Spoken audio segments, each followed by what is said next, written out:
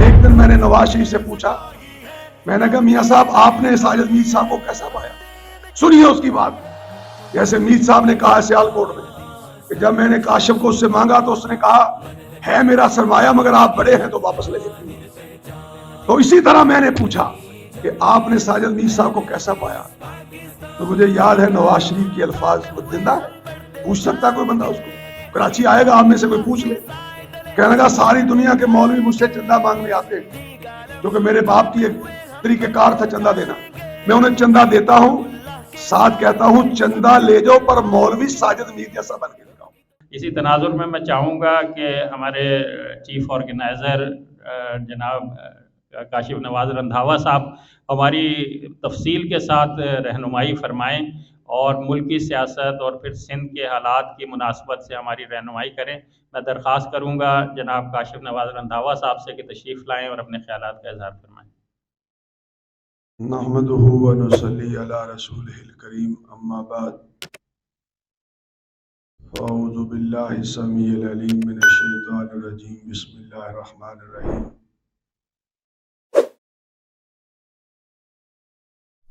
ومن یطع الرسول فقد اطاع اللہ۔ محترم ناظم اعلیٰ مرکزی جمعیت اہل حدیث صوبہ سندھ، برادر عزیز علامہ ابراہیم طارق صاحب اور امیر شہر جناب افضل سردار صاحب اور دیگر احباب جو یہاں اسٹیج کی طرف تشریف فرما ہے، مقامی قائدین اور آپ حضرات جو اپنی گوناگون مصروفیات سے وقت نکال کے یہاں تشریف لائے، میں اللہ رب العزت کے شکریہ کے بعد آپ حضرات کا مشکور ہوں کہ آپ نے میری حوصلہ افزائی فرمائی اور جماعت سے وابستگی کا ایک عملی مظاہرہ فرمایا۔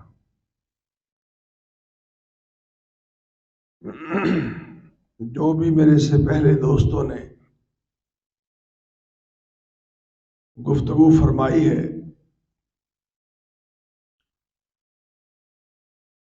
میں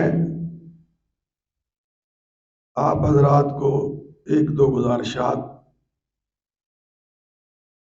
ان دوستوں کی گفتگو کو آگے بڑھاتے ہوئے عرض کرنا چاہتا ہوں۔ بات یہ ہے کہ اس بات میں کوئی شک نہیں کہ اس کائنات میں آمنہ کے لال کے دین کا اگر کوئی وارث ہے تو وہ صرف اہل حدیث ہے۔ اس بات پر ہم سب کا یقین بھی ہے، ہماری تحقیق بھی ہے، ہمارا وثوق بھی ہے، کیونکہ جب کوئی باپ اپنی وراثت اور اپنے وارث چھوڑ کے جاتا ہے تو بیٹے تو اس کے 4 ہوں، 5 ہوں، 6 ہوں، 7 ہوں، لیکن ان میں سے جو بیٹا اس کی دکان پہ بیٹھتا ہے اور اسے پھیلنے اور پھولنے میں کوشش اور کاوش کرتا ہے، حقیقی معنوں میں وارث وہی ہوتا ہے۔ سارے امتی ہیں، سارے نام لیوا ہیں، دیوانے ہیں، عاشق ہیں، پروانے ہیں، لیکن اصل جو ورثہ ہے، جو قرآن کی آیات کی صورت میں ہے، محمد کی حدیث کی روایات کی صورت میں ہے صلی اللہ علیہ وسلم، وہ اگر آج اس پرفتن دور میں کوئی شخص کھڑے ہو کر چوکوں میں، چوراہوں میں، مجلسوں میں، ایوانوں میں کوئی بیان کرتا ہے یا پیش کرتا ہے تو میرا ایمان ہے، میں اپنی بات کر رہا ہوں، آپ کا بھی انشاءاللہ یہی ہوگا کہ وہ صرف اہل حدیث ہے، دوسرا کوئی شخص نہیں ہے۔ یہ میری اور آپ کی خوش نصیبی ہے، لیکن اب اس خوش نصیبی کے تقاضے بھی ہیں۔ اس خوش نصیبی کے جو تقاضے ہیں، آج ان کی کمی ہے جسے میرے اندر بھی آپ کے اندر بھی ہم جب کوشش کریں گے اس کمی کو پورا کرنے کی، تو یاد رکھیے آج یہاں ہم نے بیٹھ کے صرف اس بات پہ فکر کرنی ہے، اس بات پہ غور کرنا ہے کہ سب سے قیمتی نسخہ میرے اور آپ کے پاس، دنیا کے لیے قیامت تک کی ہدایت کا مرکز اور محور، وہ پیغام وہ میرے اور آپ کے پاس۔ امین صاحب بند کرو ذرا، مجلس بیٹھے۔ میں جو بات کرنے لگا ہوں کہ اگر میرا سودا بازار کے اندر، میری دکان کے اندر ساری مارکیٹ سے ایک نمبر ہے، اسے کوئی چیلنج نہیں کر سکتا، اس کا کوئی مقابلہ نہیں کر سکتا، اور وہ چیز جو میرے پاس، جو میں معاشرے میں بیان کر رہا ہوں، وہ مجھے میرے باپ نے نہیں دی، میرے دادا نے نہیں دی، میرے پردادا نے نہیں دی، کسی حکمران نے نہیں دی، وہ تو دی ہے تو صرف عرش والے خدا نے دی ہے۔ اور کس کے ذریعے دی ہے؟ مدینے والے مصطفیٰ کے ذریعے دی۔ اب دنیا کے اندر کوئی بھی ان دو کو چیلنج نہیں کر سکتا ہے۔ یہاں کسی نے دیوبند کو ملایا، کسی نے بریلی شامل کیا، کسی نے سہارنپور شامل کیا، کسی نے لسوڑے شاہ کو لا کے پیش کیا، کسی نے چورا شریف لا کے پیش کیا۔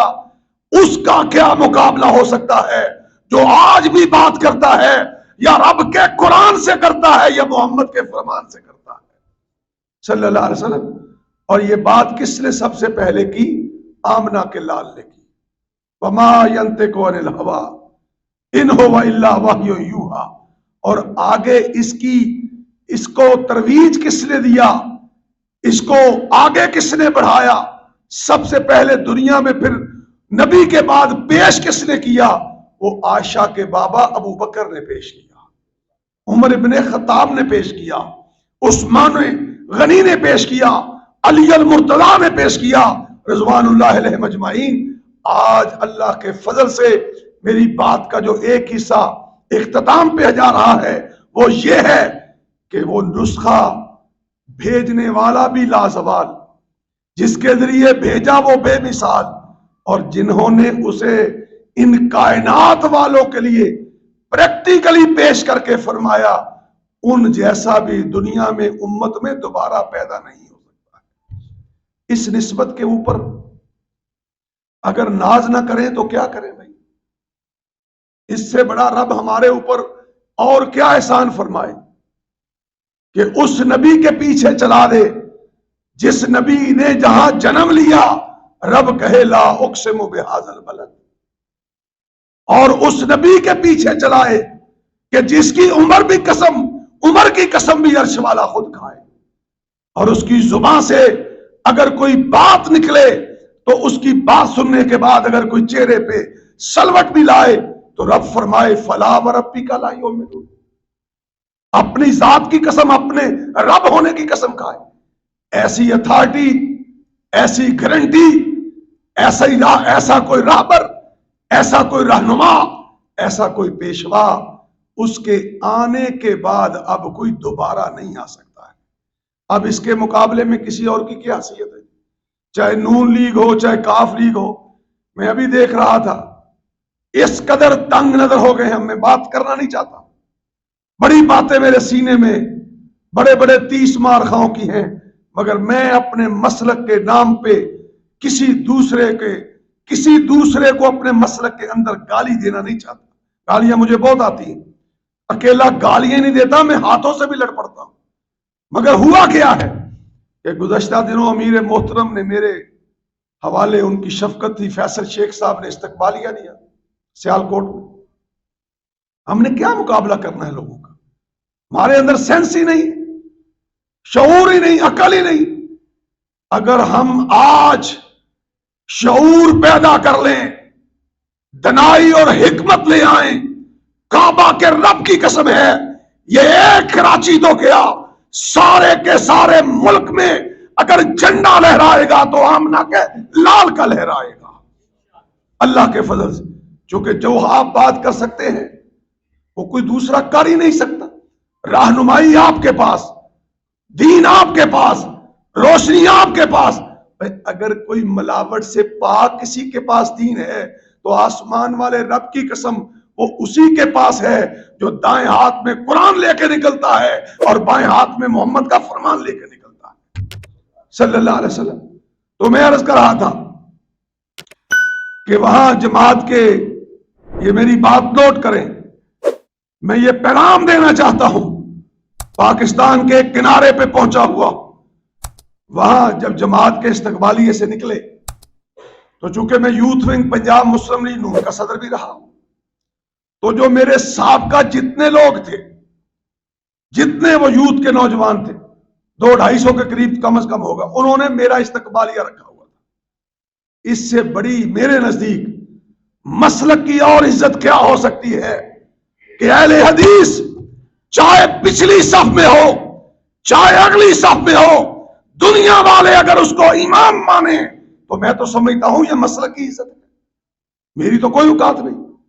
تو ان نون لیگ والوں نے استقبالیہ دیا تھا، نوجوانوں نے، کہ جی ہمارا قائد تھا، ہمارا بڑا تھا، یہ تھا وہ تھا۔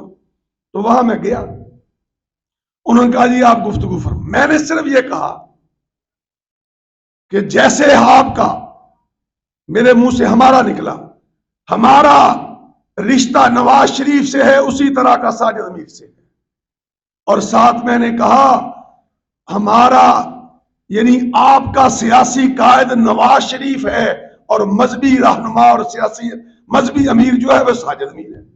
تو فون بچا دیا ہے، ابھی مجھے 10 واٹس ایپ آئے، قیامت آ گئی ہے جی۔ اور لوگوں سن لو بات، دلوں کے بید اللہ جانتا ہے، ساجد میر سے زیادہ میں نے کائنات پاکستان میں کچھ سچا مولوی نہیں پایا ہے۔ کوئی مائیکلال آئے، مجھے میرا رب وہ زبان نہ دے جس پہ کسی کی شخصیت پرستی ہو۔ حق پرستی سے مرنا چاہتا ہوں اور حق پرستی سے جینا چاہتا ہوں۔ میں نے اس دنیا میں اور بالخصوص پاکستان میں، ایک دن میں نے نواز شریف سے پوچھا، میں نے کہا میاں صاحب آپ نے ساجد میر صاحب کو کیسا پایا؟ سنیے اس کی بات۔ جیسے میر صاحب نے کہا سیال کوٹ میں کہ جب میں نے کاشف کو اس سے مانگا تو اس نے کہا ہے میرا سرمایہ مگر آپ بڑے ہیں تو واپس لے سکتے ہیں۔ تو اسی طرح میں نے پوچھا کہ آپ نے ساجد میر صاحب کو کیسا پایا؟ تو مجھے یاد ہے نواز شریف کے الفاظ، وہ زندہ ہے، پوچھ سکتا ہے کوئی بندہ اس کو، کراچی آئے گا آپ میں سے کوئی پوچھ لے۔ کہنے لگا ساری دنیا کے مولوی مجھ سے چندہ مانگنے آتے ہیں، کیونکہ میرے باپ کی ایک طریقہ کار تھا چندہ دینا، میں انہیں چندہ دیتا ہوں، ساتھ کہتا ہوں چندہ لے جاؤ پر مولوی ساجد میر جیسا بن کے دکھاؤ۔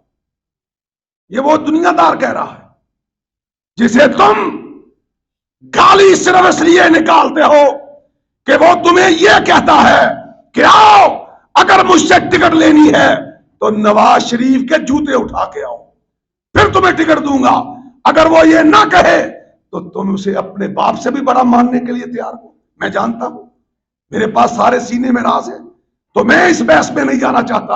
آؤ اہل حدیثو، میں کعبہ کے رب کو گواہ بنا کے کہتا ہوں، اس وقت جس طرح قرآن و سنت جیسا دین کوئی نہیں، مسلک کوئی نہیں، اسی طرح اللہ کی توفیق سے مرکزی جمعیت اہل حدیث جیسی اس پاکستان کی سرزمین پر نہ کوئی مذہبی جماعت ہے نہ کوئی سیاسی جماعت ہے۔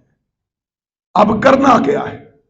وہ جیسے میرے بھائی نے کہا، بھائی بات صرف اتنی ہے، آپ تعداد کے لحاظ سے ابراہیم بھائی مجھے بتا رہے تھے 600 مساجد ہیں کراچی کے اندر، 600 مساجد۔ میں اپنے موبائل پہ ضربیں دے رہا تھا کہ اگر 1000 ووٹ ایک مسجد سے میرے قبیلے کا منسلک ہو، قرآن و سنت کے ماننے والے کا منسلک ہو، تو لاکھوں ووٹ بنتے ہیں۔ اور جب آپ اپنا اس طرح کا رویہ پیش کریں گے، یہ بشیر میمن کی کیا اوقات ہے بیچارے کی؟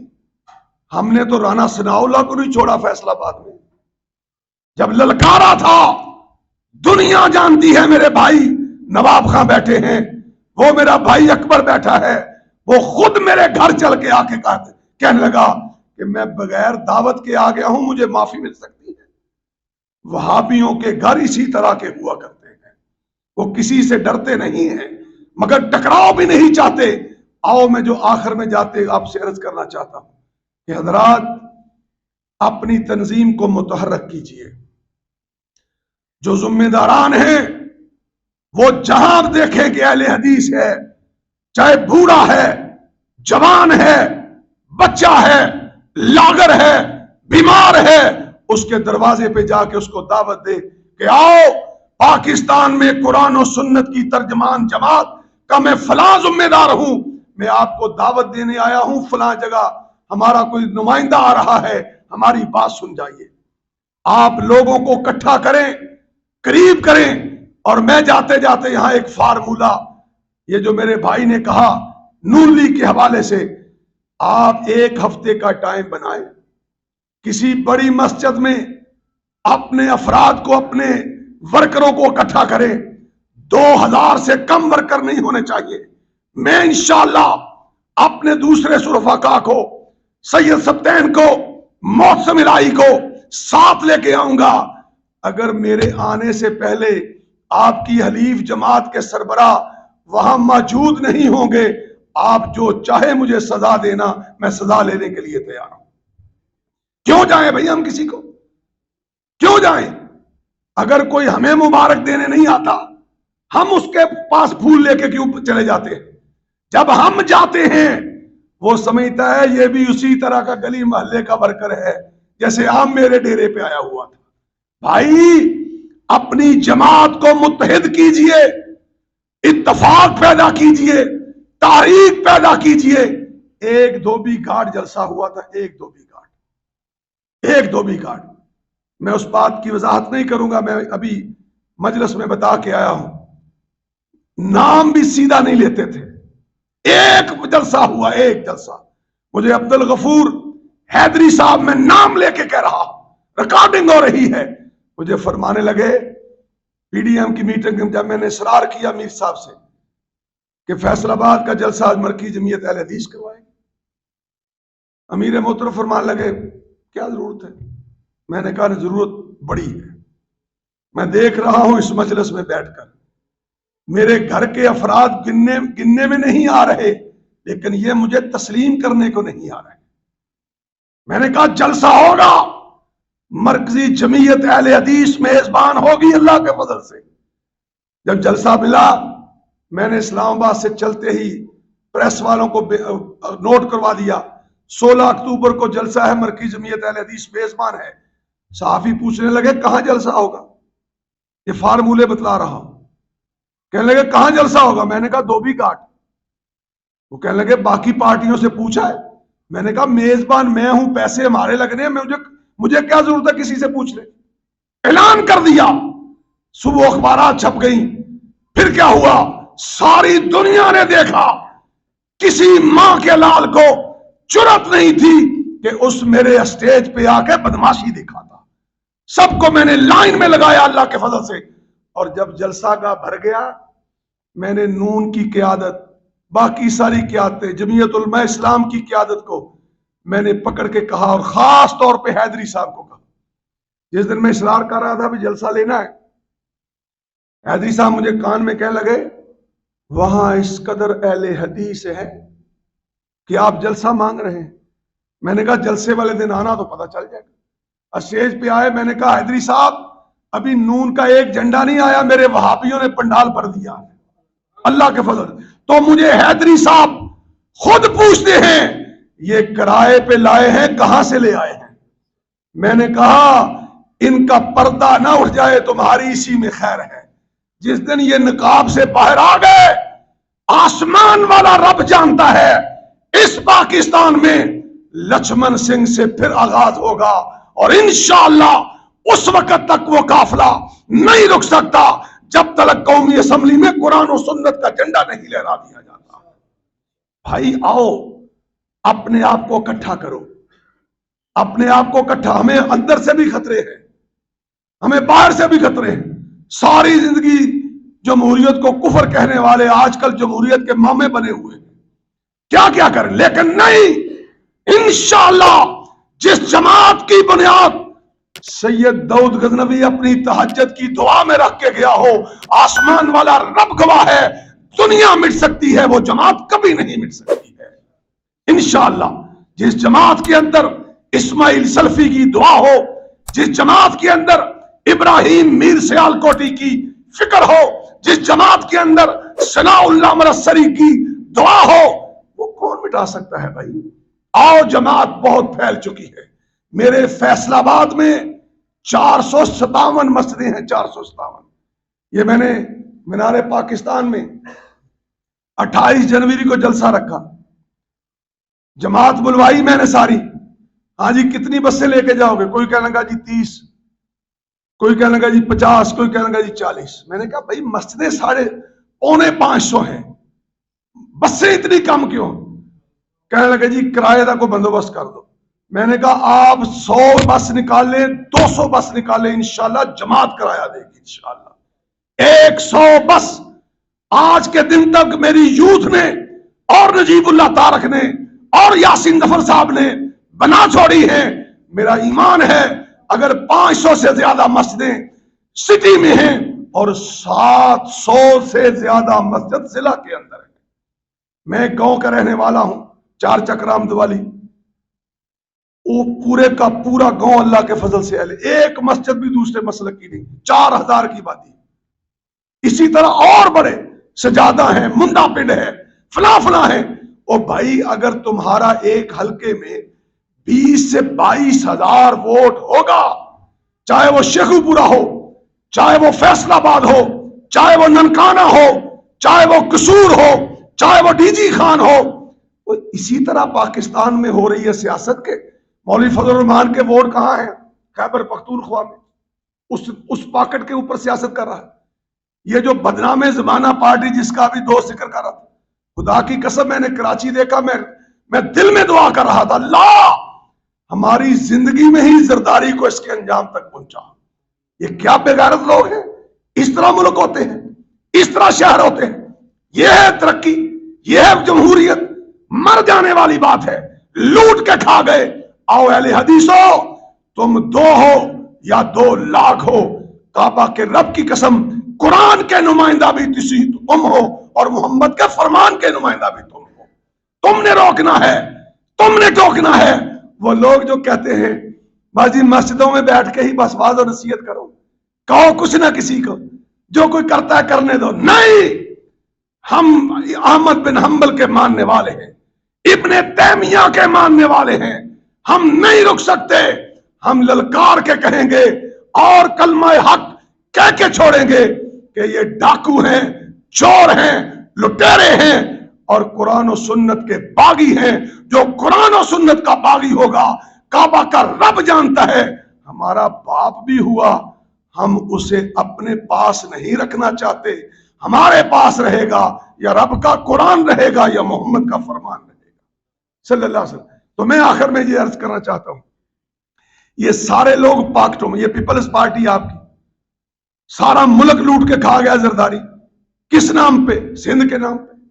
نواز شریف کے پاس پنجاب ہے، کسی کے پاس بلوچستان جو ہے اسٹیبلشمنٹ کے پاس ہے، وہ اس کو توڑ لیتے ہیں جہاں جس کو جوڑنا ہوتا ہے۔ اہل حدیثو، تمہارے بھی پاکستان میں ایبٹ آباد سے لے کر قصور تک ایسے اضلاع ہیں کہ لاکھوں ووٹ تمہارے ان اضلاع کے اندر موجود ہیں۔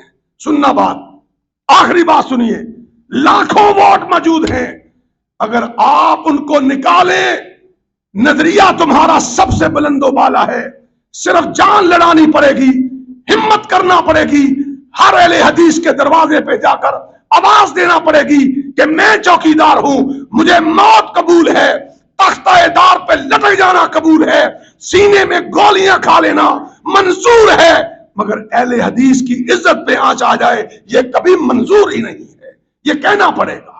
ان کے پیچھے کھڑا ہونا پڑے گا. جب تم کھڑے ہو جاؤ گے, یہ آپ سیالکوٹ میں جو دوست گئے ہیں, ایک شخص ابھی وہ پورا اہل حدیث نہیں ہوا, کبھی دیوبندی بن جاتا ہے, کبھی وہابی بن جاتا ہے. اس کا چھوٹا سا کام اس فقیر نے کروایا. اس نے اربوں روپیہ کسی سے لینا تھا, جوتے کی نوک پہ اس فقیر نے نکلوایا ہے, اور ساجد میر صاحب کی دعا سے نکلوایا ہے. وہ تمہاری جماعت کے لیے اب ہر وقت مرنے کے لیے تیار ہوا ہے کہ نہیں ہوا ہے؟ اگر تم ورکروں کے پیچھے ایسے کھڑے ہو گے, کسی کاروباری کو کہو گے کہ تو اگر قرآن و سنت کے مطابق اپنی مل چلانا چاہتا ہے, جماعت تیرے پیچھے مر جائے گی, تیرے فیکٹری پہ کسی محکمے کی طرف سے تجھ پہ آنچ نہیں آنے دے گی, تو وہ تمہارے پیچھے جائے گا.